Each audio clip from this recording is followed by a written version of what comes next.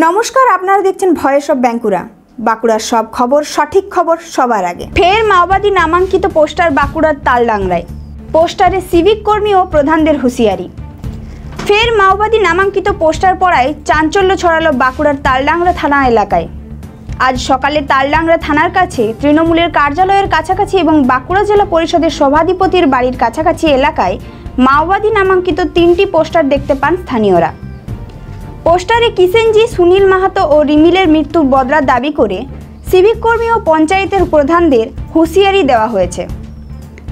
একসময় বাঁকুড়া জেলার বিস্তীর্ণ জঙ্গলমহলে মাওবাদী কার্যকলাপ দেখা গেলেও তালডাংরা বাজারে কখনোই মাওবাদীদের অস্তিত্ব টের পাওয়া যায়নি। নাশকতা তো দূর, তালডাংরা এলাকায় মাওবাদী পোস্টার পড়ার ঘটনাও এতদিন ছিল নজরবিহীন। এবার সেই ঘটনাই ঘটল। আজ সকালে সাদা কাগজে লাল কালিতে হাতে লেখা 3টি মাওবাদী নামাঙ্কিত পোস্টার চোখে পড়তেই এলাকায় চাঞ্চল্য ছড়িয়ে পড়ে।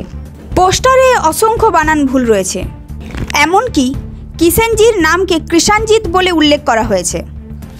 জল, জমি, জঙ্গল থেকে আদিবাসীদের উচ্ছেদের প্রতিবাদ জানানো হয়েছে পোস্টারে।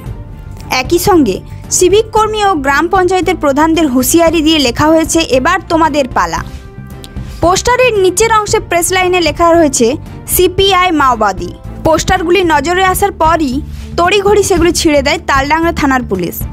পুলিশের একাংশের ধারণা এই পোস্টারগুলির সঙ্গে মাওবাদীদের কোনো সম্পর্ক নেই। কে বা কারা এই পোস্টার দিয়েছে তা জানতে ইতিমধ্যেই তদন্ত শুরু করেছে পুলিশ।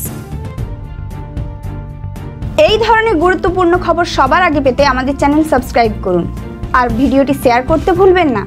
আপনাদের মতামত কমেন্টে জানান আর লাইক শেয়ার করে ভয়েস অফ বাঁকুড়ার পাশে থাকুন।